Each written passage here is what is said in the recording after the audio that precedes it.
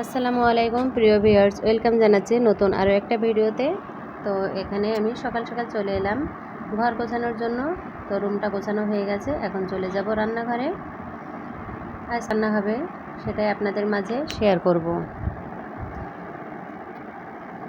যারা এখনও পর্যন্ত আমার চ্যানেলটা সাবস্ক্রাইব করেননি, অনুরোধ রইল চ্যানেলটা সাবস্ক্রাইব করে পাশে থাকা ছোট্ট বেল আইকনটি বাজিয়ে পাশে থাকার জন্য। তো এখানে রান্না করব আজকে কষি ছুলে কুটে অল্প একটু পানি দিয়ে সিদ্ধ করতে বসিয়ে দিয়েছি। আর এদিকে আমি মাছগুলো ভাজা হয়ে গেছে, মাছের মাথাটা বাকি আছে। মাছের মাথাটা একটা একটা করে ভেজে নেব। আর এখানে ভাত বসিয়ে দিয়েছি কুকারে। ভাত এদিকে হতে থাকুক আর আমি আরেকদিকে রান্নাটা সেরে নিই। ব্যাস, এখানে আমার মাছ ভাজাটা হয়ে গেল। এখানে দেখুন কুশি থেকে এরকম পানি বের হয়েছে, আর আমি অল্প একটু পানি দিয়েছিলাম। আর কলা দিয়ে মাছ দিয়ে রান্না করব। কলাটা ফুটে বেছে ধুয়ে লবণ হলুদ দিয়ে খুব ভালোভাবে চটকিয়ে আঠাটা উঠিয়ে নিয়েছি।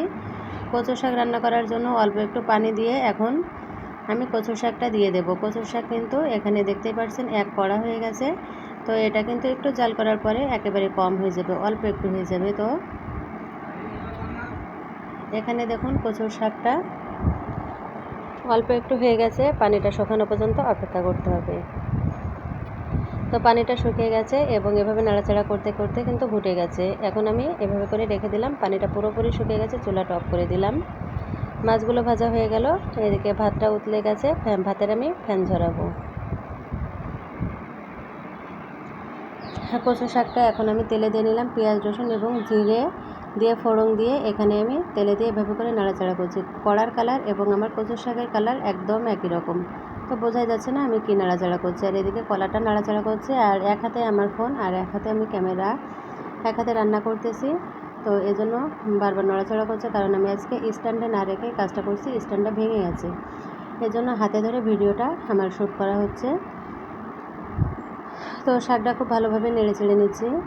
তো নাড়াচাড়া করা হয়ে গেছে, এখন আমি চুলাটা অফ করে একটা পাত্রে নামিয়ে নেব। আর এদিকে কলাটা কিন্তু ঝোলটা শুকানো পর্যন্ত অপেক্ষা করতে হবে। কষিটা এদিকে আমি তেলে দিয়ে নেব, পেঁয়াজ রসুন এবং জিরের ফোড়ন দিয়ে তেলে দিচ্ছি। তো হয়ে গেল আমার এখানে কষিটা তেলে দেওয়া।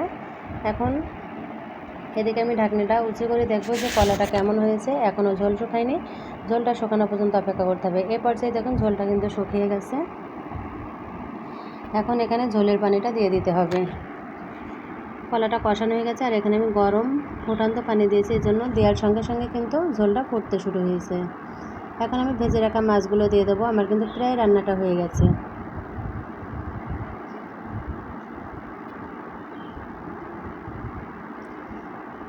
তো একে একে এখন আমি ভেজে রাখা মাছগুলো দিয়ে দেবো। প্রথমে আমি মাথা দুটো দিয়ে দিলাম, পরে আমি ধীরে ধীরে মাছগুলো দিয়ে দিচ্ছি। দিয়ে একটু নেড়ে চেড়ে দিতে হবে এবং ঢাকনি দিয়ে 2 মিনিটের মতো ঢেকে রেখে দেবো। আপনারা চাইলে আরও একটু পানি দিতে পারেন।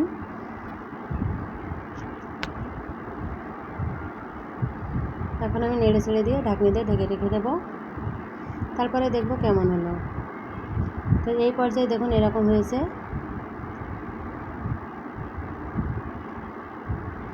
তো এখানে আমি কলায় একটু ঝোল রাখবো, এজন্য আমি চুলাটা অফ করে দিলাম। আজ এ পর্যন্ত, সবাই ভালো থাকবেন, সুস্থ থাকবেন। আসসালামু আলাইকুম।